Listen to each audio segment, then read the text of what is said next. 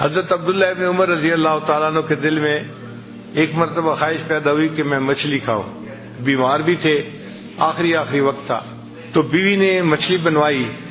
जब मछली बन के तैयार हुई और दस्तरखान पे लाई गई तो उस वक्त दरवाजे पे एक साइल आ गया। उसने कहा जी कि मुझे अल्लाह के लिए कुछ दे दो। हजरत ने वो मछली उठा के साइल को पकड़ा दी कि मैंने इसको आखिरत के लिए जखीरा बना दिया।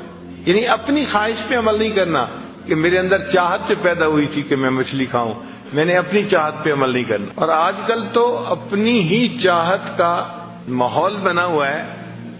हर बंदा, क्या मर्द और क्या औरत, करना वो है जो मेरा दिल चाहे, मेरा जी चाहे।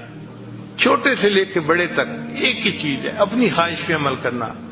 इस वजह से आज नफ्स इतने मोटे हैं कि इंसान के काबू में नहीं, और इनको कमजोर करना एक मुश्किल काम बन गया है।